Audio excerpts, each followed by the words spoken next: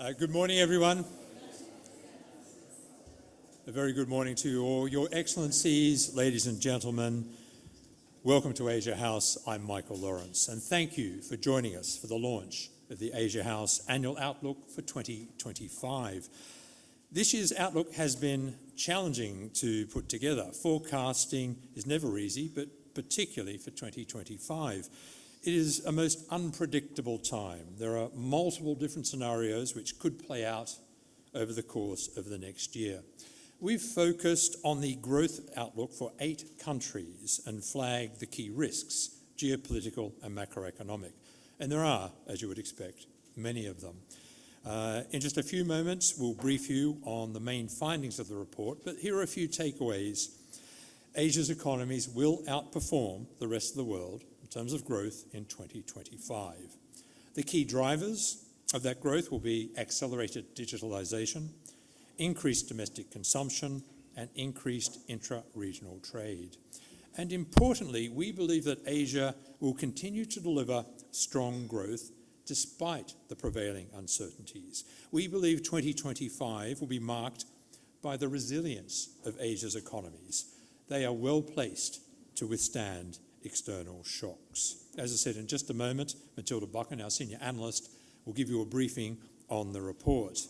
After Tilly's briefing, His Excellency, the China's ambassador to the United Kingdom, will be joining us to make the keynote address. He's on his way now, stuck in traffic, but we're told he will be here very shortly. And we'd like to thank him for joining us again. His Excellency, the ambassador, spoke last year, and in fact, it was the UK minister who was late that changed things around. So perhaps this is to be expected in London. After that, we're going to explore the findings of the report and broaden out the discussion with some experts. And I'm very grateful to them for agreeing to spend some time with us today. So with that, I'll now invite Matilda Buchan, the senior analyst at Asia House and the lead author of this report, to brief you on the key findings. Tilly.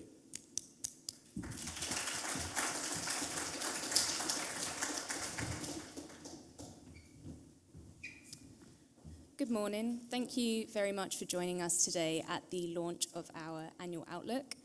We publish the annual Outlook every January, but this year marks a particularly turbulent time.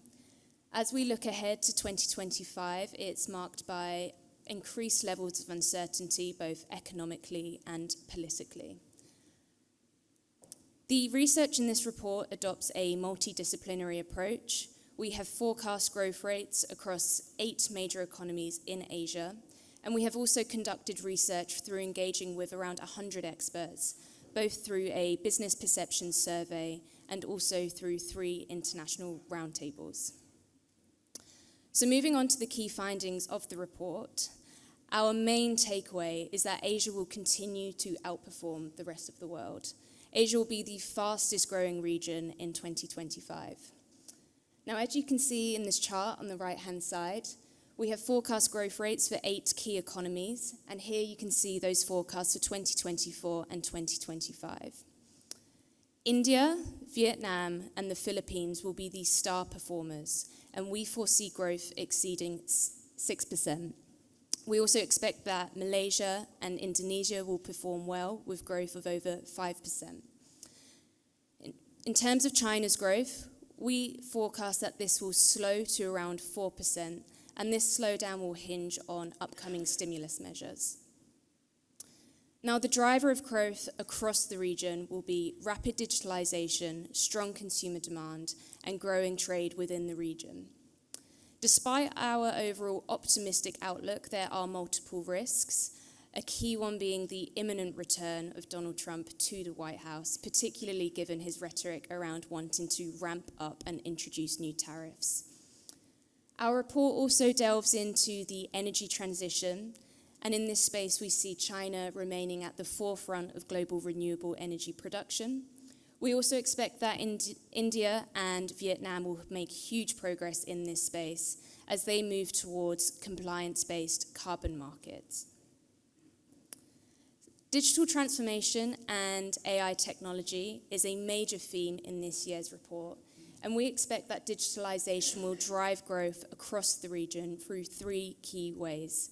Firstly, through increasing productivity. Secondly, through opening up new markets to trade, particularly in that digital services space and e-commerce. And lastly, through improving access to finance.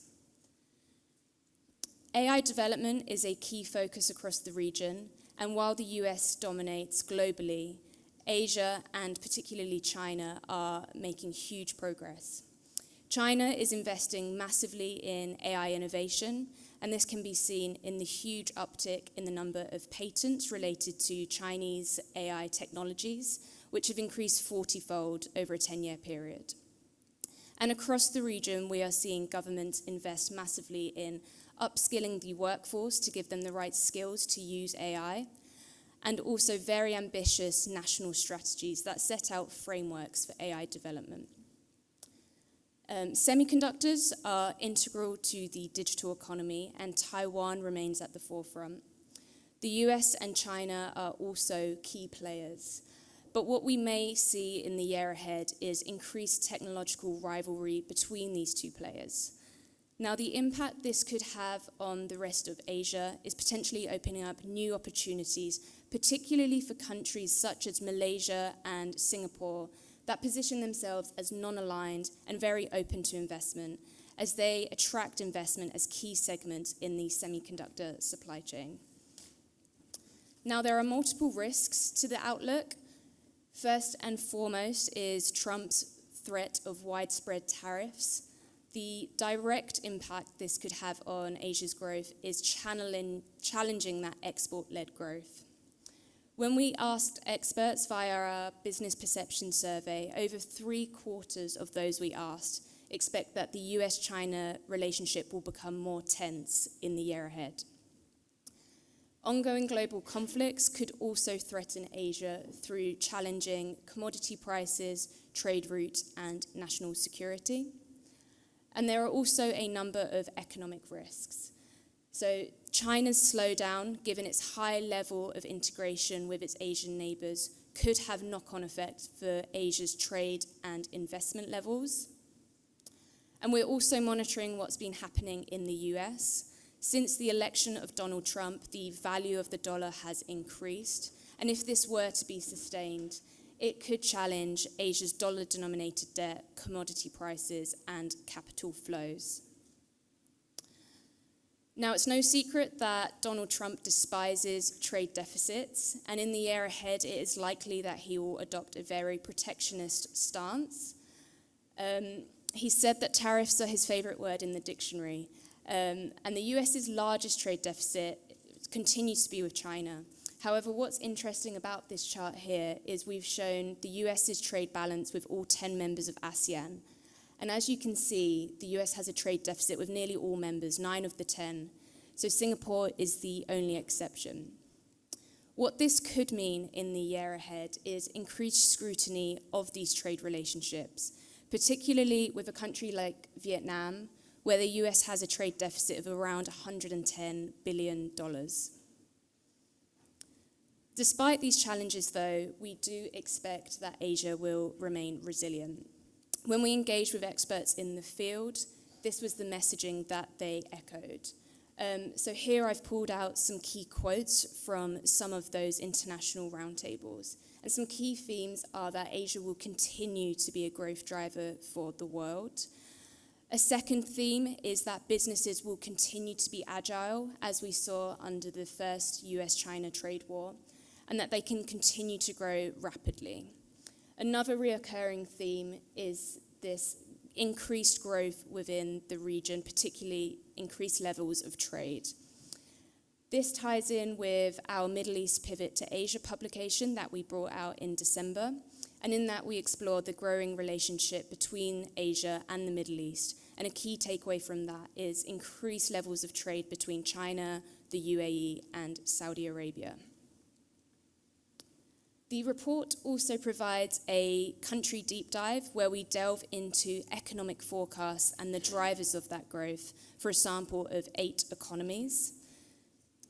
India, Vietnam, and the Philippines will be the outstanding performers, with growth exceeding 6%.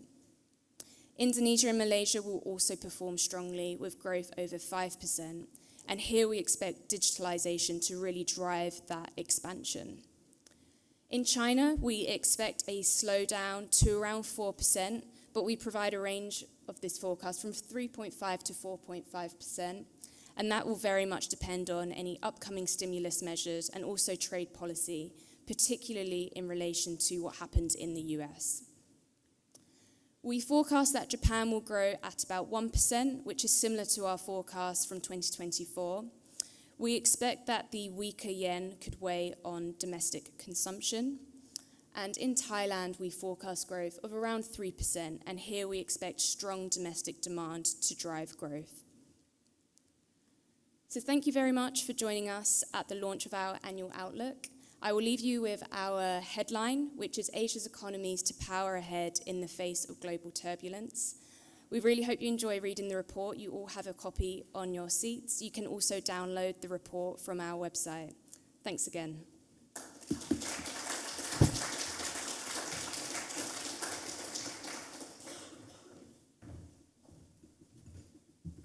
Julie, thanks very much. The ambassador is just arriving, so we'll be bringing him upstairs in one moment. Just to let you know what's going to follow, after the ambassador's speech, we'll be having a panel discussion with three very distinguished guests, Malika Iswaran from Shell, Michael Bershand, Senior Partner and Global Leader of Strategy and Corporate Finance Practice from McKinsey, and also Dr. Jared Lyons, Senior Independent Director, the Bank of China UK, and according to the Times newspaper, one of the most influential analysts of the global economy.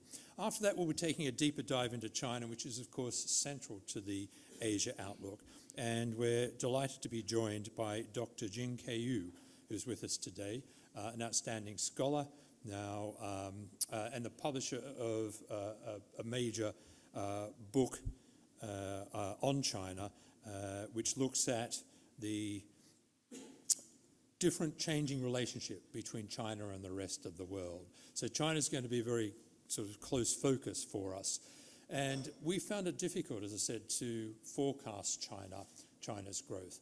The World Bank's been quite positive. It upgraded its forecast to 4.5% towards the end of last year.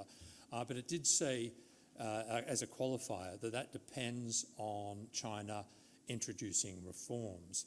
So our target range of 3.5% to 4.5% is very much based on whether China does introduce stimulus packages, and Dr. Jin will be talking about what they may be, and if China will do so, and how successful they may be.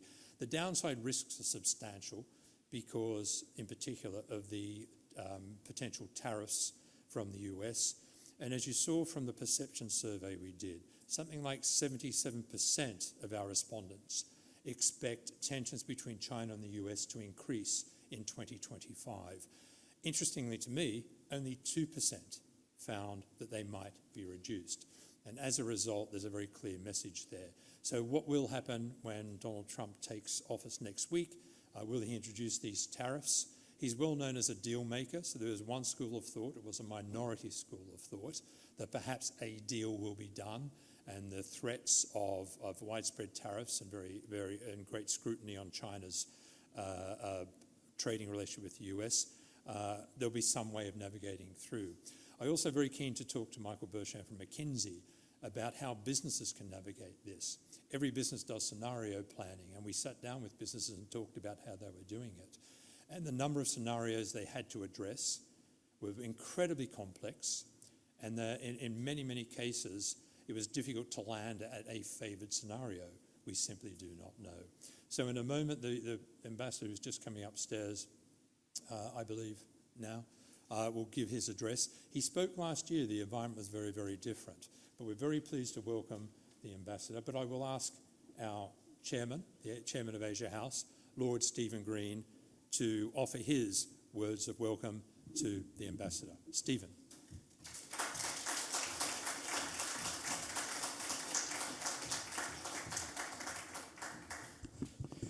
Thank you, Michael.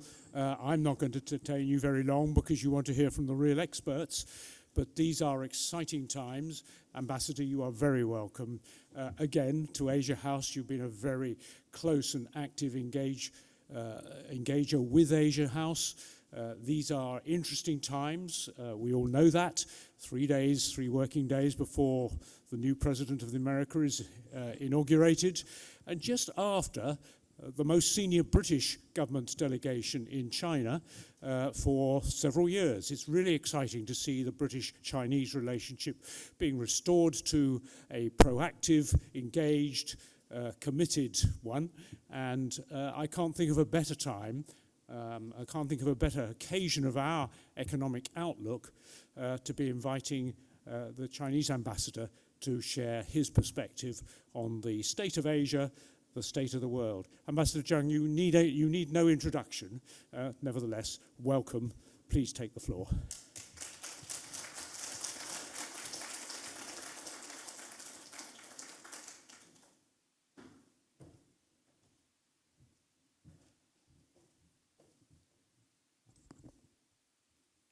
Thank you, Lord Green. Thank you very much for the kind introduction and having me. This is a very important moment in many senses. For China-UK relationships, we do have seen some positive improvements over the past months. For the international situation, we are in a turbulent, very uncertain, but I also believe promising new era. So I want to take this opportunity, first of all, to thank the Asia House, Lord Green, Mr. Lawrence, and all your members for the long-standing support for China-UK relations, and also for your efforts in promoting mutual understanding and collaboration between China and Europe. I think the year 2024 featured chaotic geopolitics and sluggish global economy. And the year 2025, unfortunately, may be even more challenging and turbulent. But the thing is, in Chinese, the word 机会 means crisis and opportunity. So the best way to turn crisis into opportunity is vision, resolve, and hard work. So in these trying times, all responsible governments, business leaders, think tanks, and scholars should remain clear-eyed and calm, show determination and confidence, uphold openness and inclusiveness, and work together to help promote world peace, stability, cooperation, and unity. Ladies and gentlemen, in the past year, facing increasing external pressure and rising international difficulties, China has responded calmly and made solid gains in high-quality development. First, steady progress for the economy. China's GDP is expected to exceed 130 trillion yuan in the year 2024. The official statistics are to be announced, but the forecast is the annual growth rate will be around 5%. China remains the biggest engine driving the world economy. Second, new achievements in high-quality development. As a result of China's efforts to foster new quality productive forces, new industries and new modes of business have kept emerging. For the first time in history, China has been able to produce more than 10 million electric vehicles, new energy vehicles, within 1 year.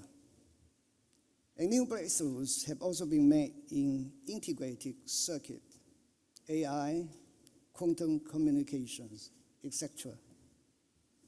Third, new headway in green and low carbon transformation.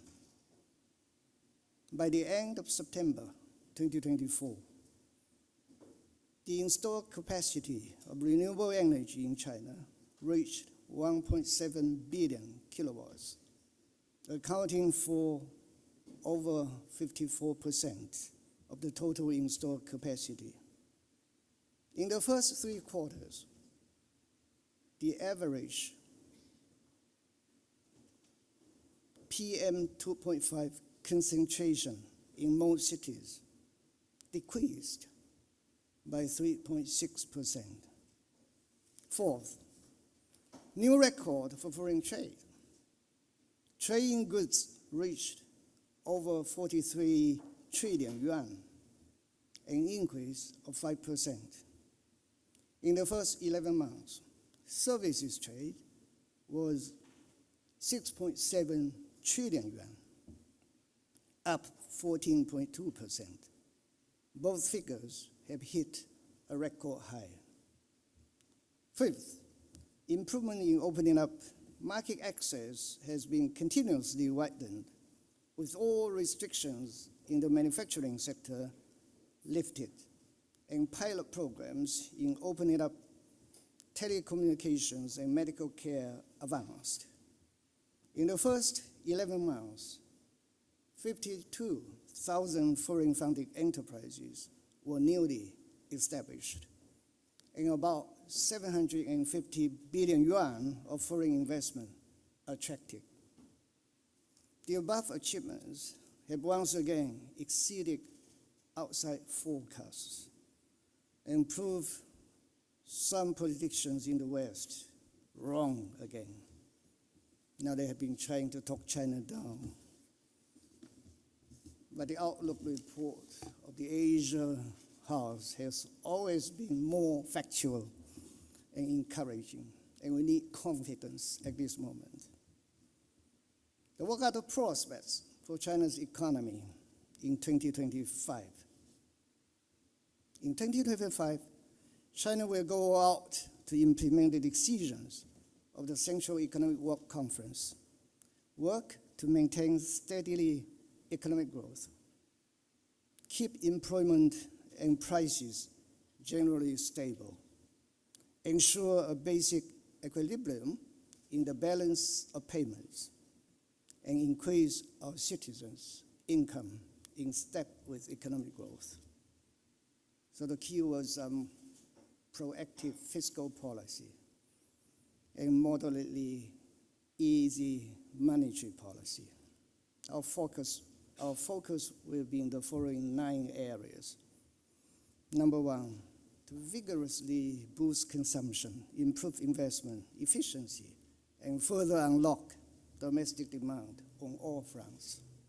Second, to drive the development of new quality productive forces through sci-tech innovation. So innovation will be another key word. Third, to give full play to economic system reform and ensure the landmark reform measures that are effectively implemented. Reform. We will expedite the development of our productive forces through reform. Fourth, to expand high standard opening up while keeping foreign trade and foreign investment steadily growing. Fifth, to effectively prevent and diffuse risks with the aim to avert any systemic risks. Sixth, to pursue coordinated progress in new urbanization and all-round rural revitalization. Seventh, to strengthen the implementation of regional strategies and boost regional development vitality. Eighth, to further cut carbon emissions, reduce pollution, pursue green and low carbon transition. Ninth, to ensure and improve people's well-being and give the people a growing sense of fulfillment, happiness, and security. Now, we should never underestimate the challenges and the headwinds originating from outside and also from within ourselves. We should never estimate the disruptive nature of the American policies. They are talking about tariffs and trade wars. But we have full confidence in keeping China's economy on an upward trajectory and bringing more stability and certainty to the world. It demands a lot more hard work, and we're prepared to redouble our efforts. Ladies and gentlemen, the Asia-Pacific is the world's most dynamic economy and the primary engine of global economic growth. Among China's trading partners, ASEAN is the biggest. EU is our second biggest trading partner. The United States currently is the third trading partner. Now, among the 21 APEC economies, China is the biggest trading partner of 13 of them and contributes over 64% of the region's economic growth and more than 37% of the growth in goods and trade and more than 44% of the growth in service trade. Now, confronted with rising geopolitical tensions and the rise of unilateralism and protectionism and maybe imperialism, we all have to work closely together, even more closely together. And China is prepared to work even more closely together with other member countries in the Asia-Pacific. First, we need to build an open and interconnected paradigm of the Asia-Pacific community. Stay committed to multilateralism and open economy and advance regional economic integration and connectivity. Second, we need to make green innovation a catalyst for the Asia-Pacific, firmly seize the opportunities presented by the new round of scientific revolution and industrial transformation, and strengthen exchanges and cooperation in AI, quantum information, and other frontier areas, and promote a leapfrog development of productive forces across the region. Third, we need to uphold a universally beneficial and inclusive vision for the Asia-Pacific development, strengthen economic and technical cooperation, and work together to grow the pie bigger and distribute it more equitably to allow more economies and people to benefit from development. So we regard this whole region, the Asia-Pacific, as a community.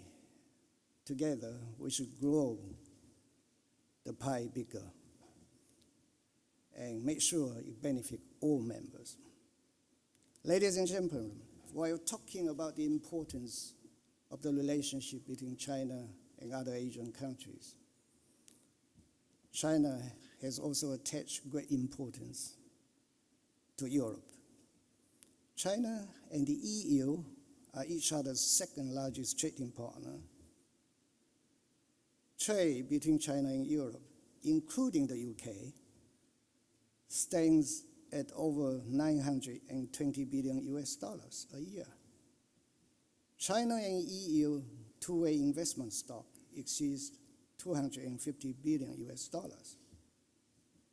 And the China-Europe Railway Express has run over 100,000 trips in total. The EU should realize that China-EU economies and trade cooperation have huge potentials and is mutually beneficial. They should resist the temptation of protectionism. Tariffs is not the right answer.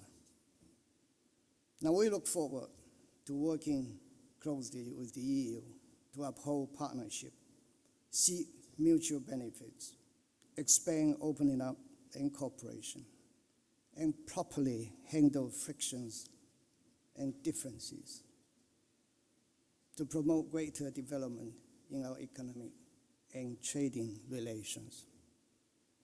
Now, China and the UK, now we have a steadily growing economic partnership.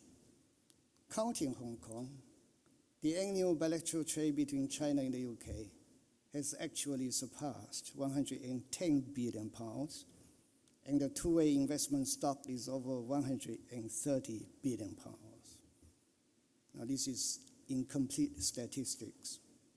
The real statistics could be bigger. Now, UK exports to China supported more than 455,000 US jobs in the year 2020. This is according to British statistics. But we in China recognize the importance, the real importance of China-UK economic partnership. And we are pleased to see that the relationship has achieved some real progress over the past few months. President Xi Jinping and Prime Minister Keir Starmer had a successful meeting in Brazil. And you recall, Foreign Secretary David Lammy made a productive visit to China. And just last week, China and the UK held the 11th Economic and Financial Dialogue, which is a concrete action to implement the important understandings, common understandings between leaders of our two countries. This dialogue, long overdue, has produced 69 outcomes in 11 areas, including expanding market access, increasing capital market connectivity, and deepening green development cooperation, etc. It has opened up new opportunities and create a new momentum for economic collaboration and actually cooperation in many other fields between our two great nations. Now, we all have to make concerted efforts, both sides have to make concerted efforts to implement this outcome document that has been announced and turn them into tangible benefits for our two peoples.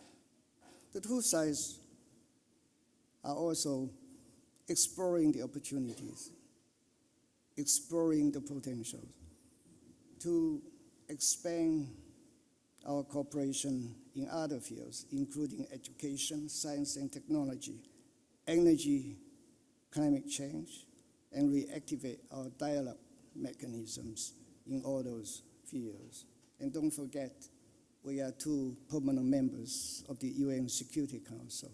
So we do shoulder special responsibilities in resolving and helping to resolve those regional and international hotspot issues. So the strategic dialogue between the two sides is also very important.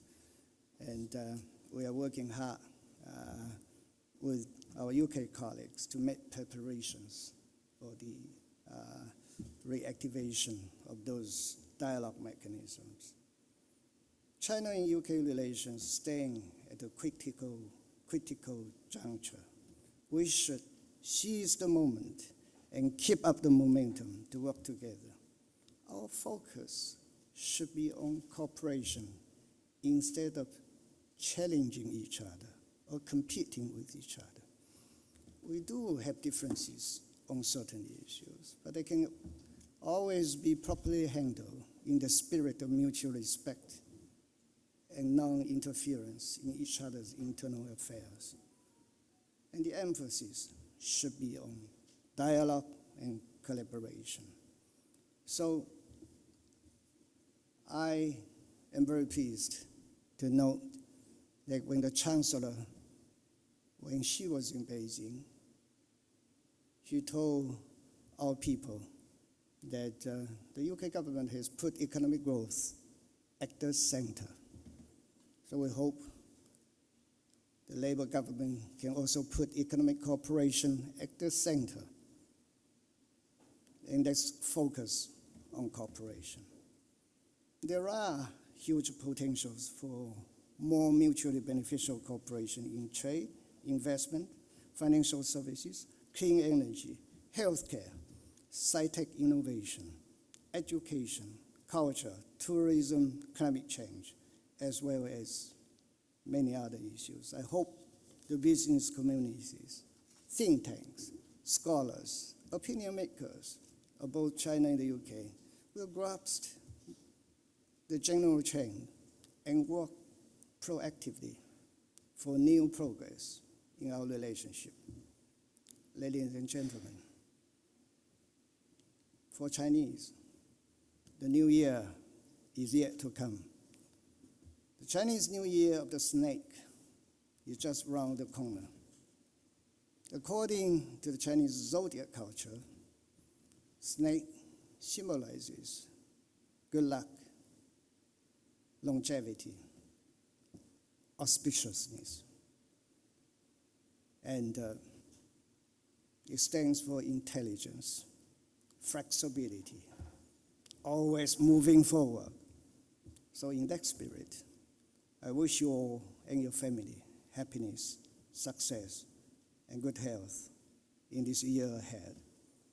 I wish this forum a full success. I look forward to working even more closely with the Asia House.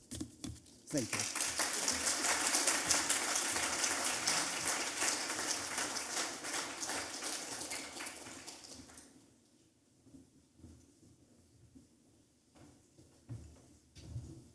Ambassador, thank you very much for such a strong, comprehensive speech. You covered the outlook for China, the challenges it faces, but the determination and confidence you have in achieving economic growth, the relationship, critically important relationship between China and the Asia-Pacific.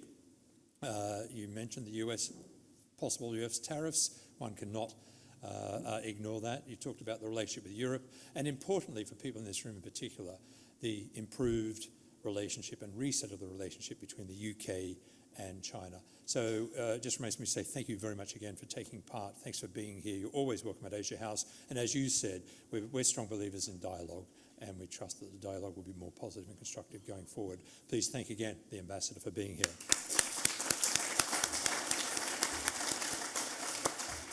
Now I'd like to have our panel discussion. Please welcome to the stage Malika Ishwaran, Michael Bershan, and Dr. Gerard Lyons. Please, come on.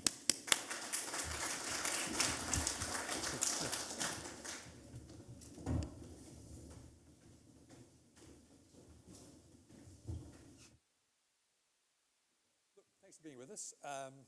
Back to the broader outlook for Asia, and Malika, I'll start with you. We're quite positive. Growth out of Asia, above average growth, the driver of growth globally, and resilience of Asia in the face of what could be some quite turbulent times. Does that chime with what you and Shell are looking at? Yes, absolutely.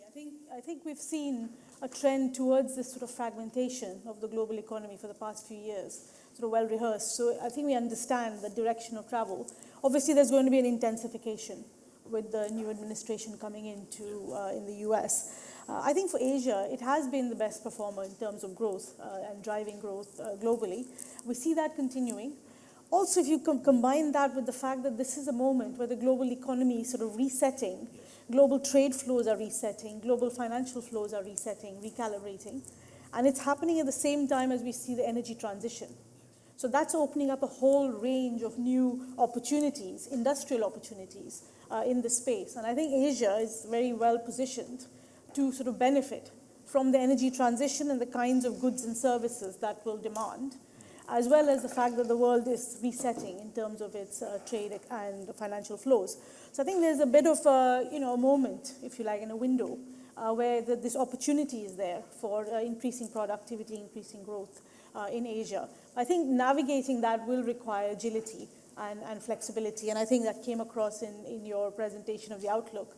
So, but I think in the near term, if you can navigate that volatility, there's a lot of opportunity and a lot of sort of a prize to be won in terms of economic growth for the region. So you see this opportunity, Jerry, come to you now. China in particular, really, we found it very difficult to predict accurately China's growth for next year. But broadly speaking, we see Asia continuing to grow. Is that the way you're looking at it? Yes, I thought Matilda explained the report very well. I agree with the overall takeaway, strong growth and the resilient region. You have your VIP group of countries that are growing very strongly, Vietnam, India, Philippines. One could add Mongolia, who aren't in your 8. One thing that wasn't mentioned was inflation.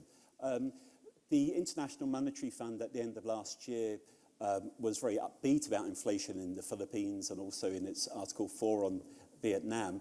India, though, in terms of the Reserve Bank, the central bank in December, cut its growth forecast for its own economy this year. And indeed, the government in India is expecting growth in the year ahead to be the weakest for 4 years.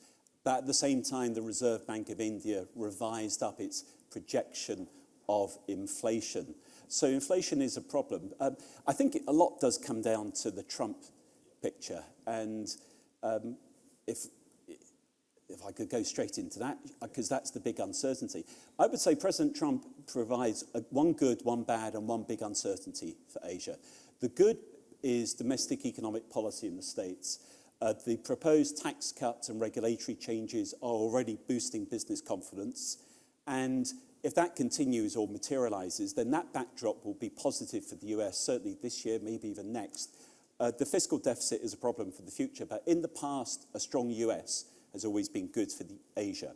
The bad, though, is, of course, the tariffs. That depends on the extent to which they are increased, how extensive they are, also whether they're immediate or, as some of his policymakers have indicated, phased in, and then how countries respond. And China, in President Trump's first term, responded to tariffs, albeit more focused and lower than they're likely to be now, by adopting a dual circulation policy and moving towards self-sufficiency in food, fuel, and technology. So how countries respond to that, and it will put the pressure on countries across Asia to boost domestic demand. The report talks about rerouting, but Vietnam, with big deficit, does certainly need to use its own fiscal policy. But the big uncertainty, to conclude, is on monetary policy, because the backdrop in the States is likely to be a strong dollar. US interest rates may not fall as much this year as economies across Asia were hoping. That's a more difficult environment. So one of the key variables will be what the Chinese try to do with their own currency. The last thing we want for the rest of Asia is to have a strong dollar, high US rates, and a very, very competitive RMB. The positive, though, is the Chinese authorities have indicated that they're keen for stability of their currency. And I think that is a very important factor this coming year. So there's a good, there's a bad, there's big uncertainty with President Trump. But in terms of the region, it's resilient. It should grow well this year. And China will just be one of the strong economies, albeit maybe at 4 to 5% growth. Michael, to you, the corporate perspective on this. We talked about agility, and that came out of our surveys. I assume that's what you're hearing and also telling your clients, that one needs to be agile because of the unpredictability of policy in 2025. Yeah, I mean, absolutely. I think the continued centrality of Asia to many corporate and growth strategies remains, as Malika was saying, for example, and your report was saying, we're in a period of unusual uncertainty. Right? One chief executive I was talking to recently was saying, this is one of the most challenging times to, if you like, lead a corporate, and in which direction do you go? I think agility is critical. Resilience is critical. I think the world has seen over the last few years, and corporates have seen, the balance between resilience and efficiency is perhaps shifting towards, more resilience, stronger balance sheet. And then I would also say act and adjust is probably better than wait and see on average, right? I mean, because there's a risk that uncertainty leads to doing nothing, right? And right. Yes, yeah. So you're advising companies now, or the companies you're talking to are thinking about what actions they take now ahead of expected policy shifts that will impact them. Well, of course, you do your scenario plans, and I think in the probability distribution, the tails are getting fatter, but you still have to conduct business, right? And so that requires building that insights edge about what your supply chain might do, what might the possibilities be, but still acting and moving forwards. And I think some of the themes that you talked about in the report and speakers talked about around the huge potential of digital and AI and innovation, sustainability and low carbon economy, and the massive transformations in Asia's centrality and leading role in that, I think is very much on the mind of corporates. I'd like to explore that with you. China will still be at the forefront, no question about it, of renewables, but we found that India and Vietnam, with compliance-based carbon markets and the like, are likely to make big strides. Give us a sense of what Shell's looking at there. Yeah, so I think we look at Asia. Obviously, China has been the leader and we have a very good relationship that we have with discussions on energy transition with the government there. But we are seeing, I think, the scale of the transition, it's just in the foothills, if you like, of the energy transition. And the scale of it is going to be, it won't be just China. It will inevitably be the rest of Asia that will have to play into supplying those goods and services and supplying those products.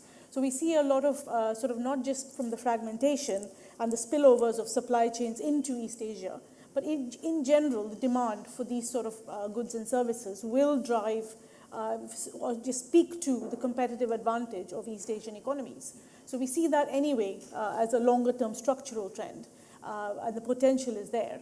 Again, it'll depend on the nature of how not just corporates navigate it, but how do government policies then take advantage of these opportunities. The nature of industrial policy, we're seeing that come up across the world. Yes. But as the ambassador said, protectionism is very different from an innovation-based, competition-based industrial policy. So I think that will determine the sort of the prize that these East Asian economies are able to then gain from this, from the changes we're seeing. The digitalisation piece, Jerry, is key.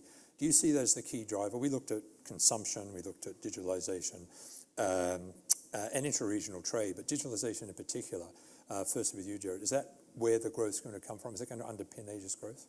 Well, domestic demand yes. will be very important.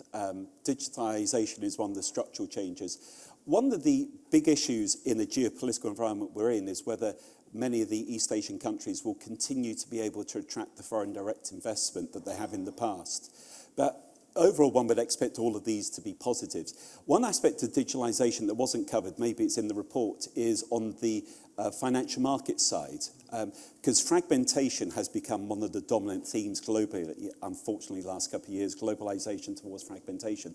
But last year, China was at the forefront of rolling out the M-Bridge currency. So China, there's 5 central banks involved. China on the mainland, Hong Kong Monetary Authority, Bank of Thailand, the United Arab Emirates and Saudi Arabia joined last year. Now, M-Bridge also has about 15 to 20 other countries globally wanting to sort of watch very closely. So digitalisation in terms of that currency space is a transformative change, but digitalisation generally a big positive.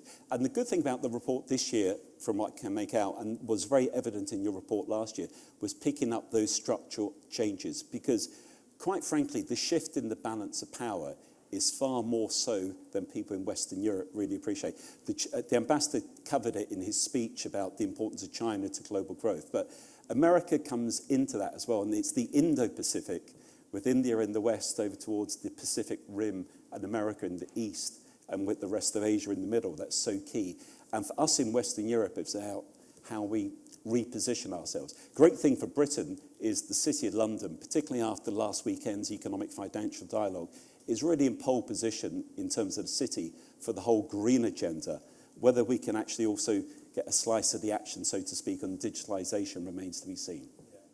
Michael, the digitalisation piece from a company perspective, I assume that your clients, the businesses you talk to across Asia, are seizing that opportunity or see the need to invest in digitalisation.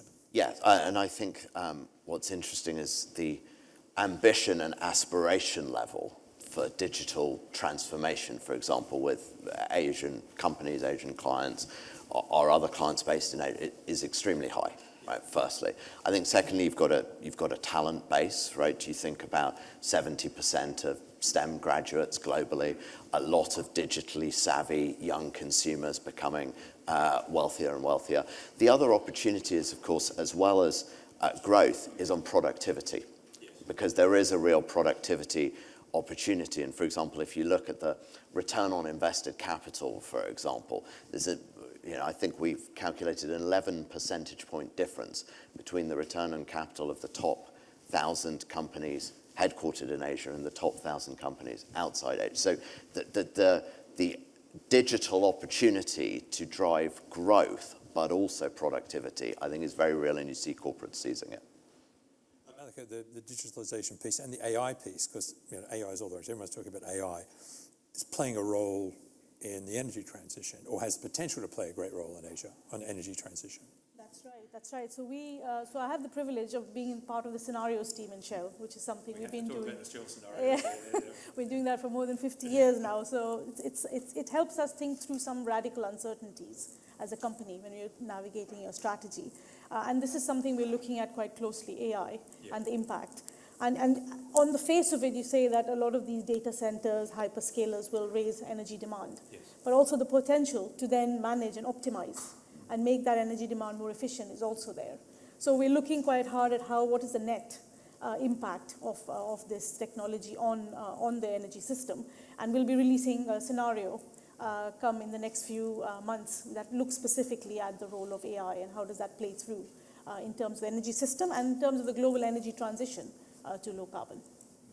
We talked about just a couple of the countries now, and you mentioned it earlier, Jerry, India, because we saw the slowdown or the reduced forecast down to 6.4% for the year to March from the government in India. We didn't adjust our forecast because we were looking at about 6.5%.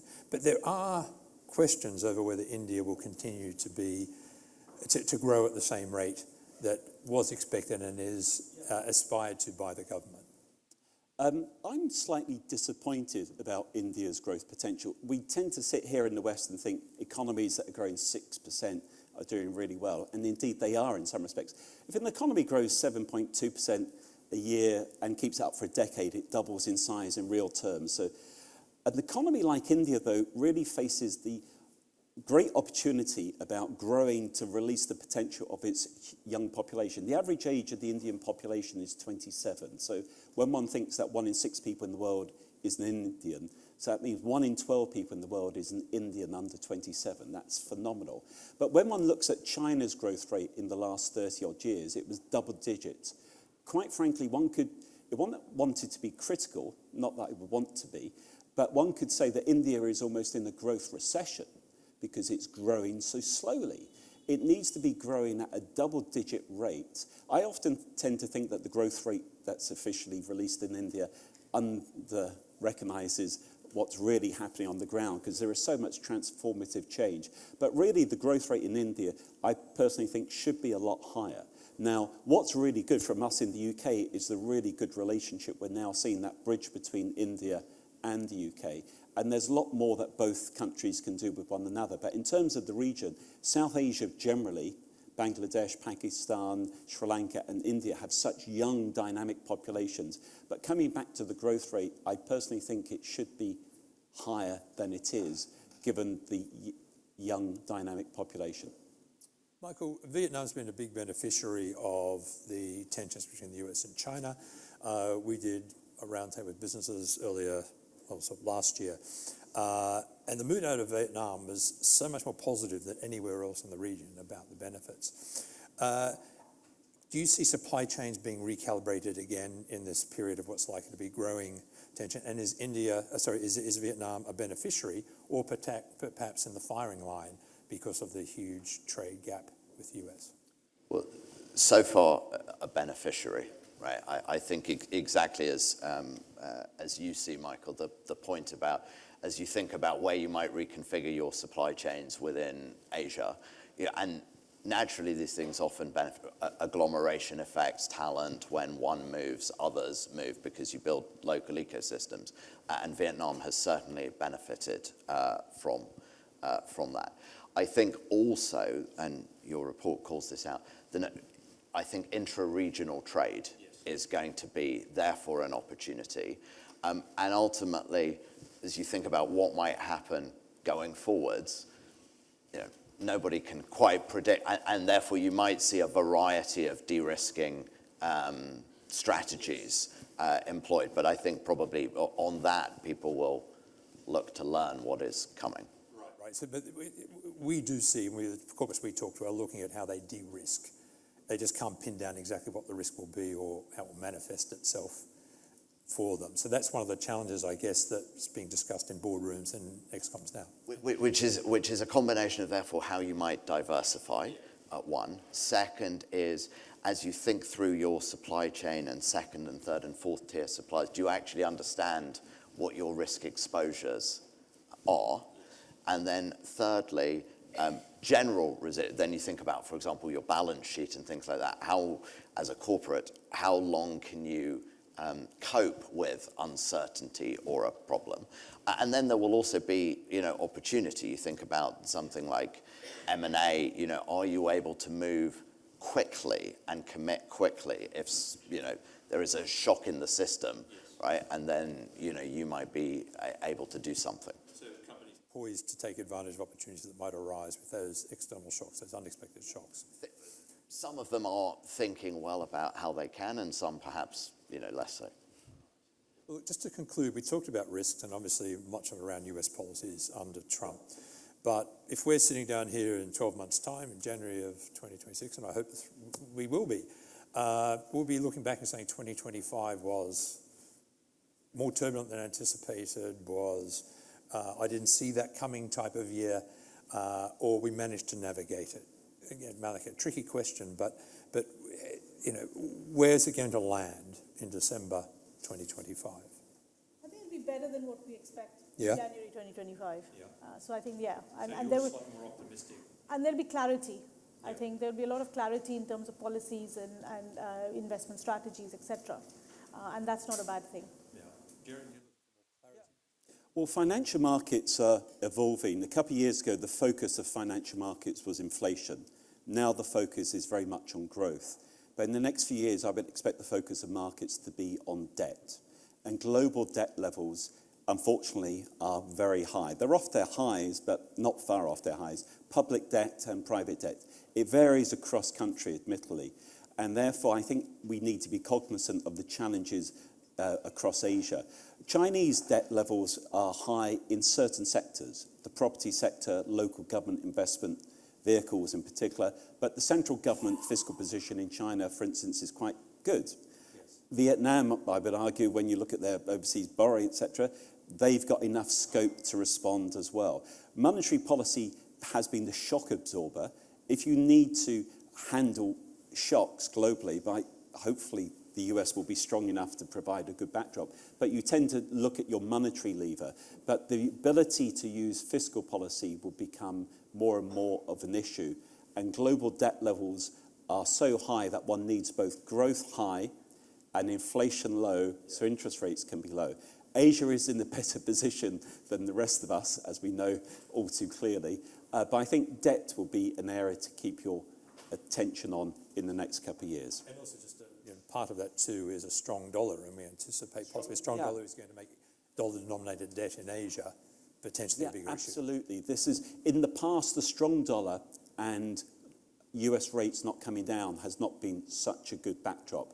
Hence my earlier point about what happens to the Chinese currency. I don't think Asia could cope with a significant weakening of the Chinese currency. Not that that's the intention of the Chinese authorities. And actually, as the ambassador touched on, he had nine areas. When I was in China the Friday after President Trump won the election, and I was speaking at a big conference hosted by Bank of China, what I found really reassuring was the Chinese policymakers who stood up. They weren't like us in the UK saying, how did Trump win? Are his policies good or bad? They were saying, President's won, these are his policies, this is how it will impact the region, these are our policy levers. And it was really quite reassuring. And when you look at the first term of President Trump, and it continued, unfortunately, with President Biden, tariffs and then sanctions, the Chinese not only embarked on structural change in terms of dual circulation, but they did pull those necessary policy levers. Obviously mindful of the fiscal position now, but there is enough policy scope, I think, for the region to be able to cope with the shock. I have a question to you, Michael. Same thing. End of this time next year, we're sitting here. How's the corporate sector managed? How is it how's it de-risked? What opportunities has it found? Well, so I think that we have been through a period of history where the value has largely been created by following the trends. I think we are probably in a year where the value at stake and the value created will be as much from navigating the shocks as following the trends. And I think we will see some corporates will do that very well and some will struggle. Probably have to leave it there. Look, just remains me to thank Dr. Gerard Lyons, Michael Bershan, and Malika Ishwaran. Thank you very much for joining us.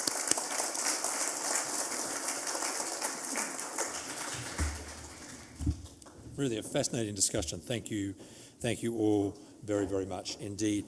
Now I'd like to look more closely and in more detail at the outlook for China. As we said earlier, our forecast is 3.5% to 4.5% growth this year. The higher figure in expectation of stimulus measures. The ambassador spoke very eloquently about the challenges facing China, but the determination and confidence in China about achieving growth. And the readiness to move on issues. You mentioned monetary policy, fiscal policy, innovation and reform. Of the 9 pieces, they're the ones I took away. So clearly China is determined to achieve growth. The World Bank, as I mentioned earlier, recently increased its forecast to 4.5%, but again, it called on reforms in China to achieve that. There's also the questions about how China will respond to any policies by Donald Trump. Now, it's now my great pleasure to invite to the stage Dr. Jin Kayu, who is Professor of Economics at Hong Kong University of Science and Technology and visiting scholar at Harvard University, also author of the New China Playbook, Behind Socialism and Capitalism. Dr. Jin, please, welcome.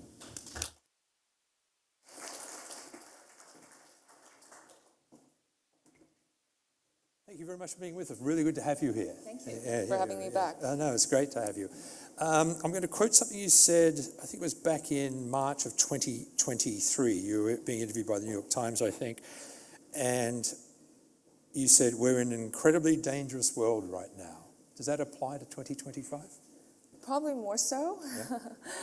Although I think, as you know, the previous speakers have said, there's more uncertainty than certainty about things, and there's also uncertainty about U.S.-China relations, and that could also, given the trend of being more managed from the Biden administration, given that there are other global challenges, stabilizing the relationship is also on the table, and there is, at least the perception of Trump is that there's more room for negotiation, and it's really a matter of what both sides can want and can achieve to stabilize. So I think that's also on the table. I'm not sure it's definitely headed in the. Because he's a deal maker, isn't he? I mean, he's that's what the Chinese think. Yeah, but, yeah. Well, we're looking at, as I said, we've got a range 3.5% to 4.5%. World Bank at 4.5%. Where do you see China's economy? What's the growth path this year? I don't really think the GDP growth number is really the critical matter right now. Okay, you can say they can stimulate, and the GDP growth number can be slightly higher, but it's more stimulation on the supply side. That's going to lead to more capacity. It doesn't address the core issue of demand. I think more indicative are what the government really cares about and the local government's fiscal revenues. Yes. And employment issues, opportunities for the young. So there's different ways to get GDP growth to a certain number, but is that the right way? Yes. And I think the central dilemma, and this is where I think people don't understand so deeply about China's current challenge, is that it's not that they don't want to do more stimulus, they don't want to put economic growth front and center. I think we have already established that it is front and center, but there is a central dilemma, which is how can you stimulate growth without reigniting a debt explosion, right? There's choice and constraint. Yes. And so there are constraints on the government side. And so I think they're carefully navigating what kind of policies, what kind of stimulus is actually going to trickle to the real economy. Some of the ones in the past, well, the first started ones, the ones that are more immediate, stock market, some property sector. But how can those stimulus actually trickle into the real economy to be most effective is something they are trying to understand better. So what should we be looking out for? If we're looking out for stimulus packages, what policy shifts do you think we might see? I think there is a conviction that from supply-side policies shifting to demand-side policies, focusing on middle-income, low-income households, how to do that, how to be most effective. I think there's some debates about that. Yeah. There is a notion that there has to be a coordinated monetary and fiscal policy together. Just pure monetary policy has not shown the very strong effects. It has to be in a very coordinated manner. We have to remember there has been a trend, which is in the past, China was considered to be too easily heated up and too difficult to cool down. And now it's the reverse. And that has followed a trend of monetary tightening since 2015. Now, I think it has went from irrational exuberance to excessive pessimism. And you need to reverse that. But it's not that, China has peaked. It's not that there are core problems that are insurmountable. It's the right policies. Combined with, what was previously mentioned, reforms. There are certain structural issues. For instance, local governments, right? Local government debt is obviously a challenge, but they do shoulder the majority of the responsibility. 87% of the fiscal expenditures are borne by them. And they have to do social welfare, they have to do infrastructure, they have to do everything. So unless you address some of these issues, and I don't think it's demographics, I think it's that and core demand problems, you need a combination of stimulus and reforms. You were kind enough to share with me a piece you're writing, which we published later this month, China at the Crossroads. And you address there the pessimists who think that China's at the beginning of a long-term decline. What's your response? Is China at the beginning of a long-term economic decline? No, I think this is a complete, repeatedly, the sixth edition of China's collapse, China's decline in the last 40 years, given that China has grown so miraculously. I think this is the wrong way to look at China. First of all, how many recessions has the U.S. had in the last few decades? 12, right? And China has a recession. It has to need to pull itself out of there. The potential is there. It's far from reaching its potential. 40% of total factor productivity of U.S. levels. If you look at tertiary education, far behind. Service sector, only 50% of GDP should be at 80%. Look at consumption, 37% of GDP compared to 68% of GDP in South Korea and Japan and US. So a long way to go. I think we're confusing cyclical problems of real estate with long-term problems that are mentioned by these pessimistic views. I just want to mention the real estate problem went far beyond what we anticipated. And this is also why China's rebound is slower than anticipated, because it's not just the property sector like in other countries. It's a dual shadow financial system and fiscal system. So when that became a problem, it really challenged the fiscal system and the financial system. And this is why usually this transition of real estate takes 10 years in other countries. China's trying to do in half time. And of course there are disruptions, but don't confound it with the peak China theory or the long-term decline. These are the central core issues. But you're optimistic about the growth prospects for China over the medium to long term. I think for 2025, again, I'm anticipating a more moderate kind of rebound because it really depends on the strength of the stimulus, the amount of injection of confidence in the economy, and this, we don't really know what's coming. But I think that, if you do the things right, and I just want to mention one really important thing, hundreds of millions of rural population, right? Why are they not spending? The key core issues, why is there weak demand that is hard to address with just short-term policies? Well, first of all, the rural population, look at rural land rights, right? Even though the urban reforms have had, market of the property markets and land, rural reforms remained stagnant, and the rural population, first of all, underemployed, undereducated, they don't own their property, right? They have to rent multiple places, lack of access to social welfare, healthcare, social protection, etc. These can release at least trillions of RMB of additional consumption if they had the equivalent social protection of urban worker. Lots of reforms to be done. And so weak consumption coming from, there needs to be more improved social welfare, and that comes back to the local government model. What have they been doing? They've been extremely successful on the supply side. Yes. EV, solar panels, world leading, as we mentioned. But because of these incentives, they have somewhat spent less on the social welfare protection. I think that was a longer term challenge for China. All right. And on the renewable space, China's at the forefront. It's going to continue to be, and that's going to be an important part of its role, not just in terms of domestic energy transition, but regional and global, its place in the world, I guess, its leadership there. Yeah. Well, we talked about industrial policy. It's interesting that now everybody's talking about industrial policy again, because as an economist, when we learned about industrial policies and the canonical Western economic models, they were not successful. Now China did it very successfully. The U.S. even wants to copy the China model. So I'm a little confused as to why they're criticizing, the China model when they're doing more of that themselves. And on the supply side, again, absolute dominance of manufacturing and innovation in China, just hands down. That's just very, very difficult to change. And so that will continue. Real estate represented 25% of GDP. High-tech industry so far represents 16% of GDP. But you add solar, EVs, and so forth, by 2026, they will be comparable to real estate. Yeah. Currently, because real estate has been on the decline, these high-tech industries can't displace real estate because they're so small. That's not going to be true in the future. So that is a transition that China has to manage, and hopefully smoothly, and then you're really in a new chapter. Right. I'm afraid we have to leave it there. Fascinating discussion. Thank you very much, Dr. Jen Keyu. Thank you.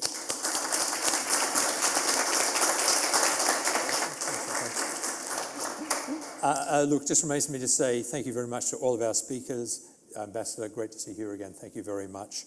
Thank you to our panelists. Thank you to Dr. Jen. And thank you to you for being here with us today, and for those 100 or so who are joining us online. Please take a look at the report. Any feedback, any comments, don't hesitate to get in touch with Tilly or me. But just wish you a very successful, safe and happy 2025. Take good care, everyone. Bye for now.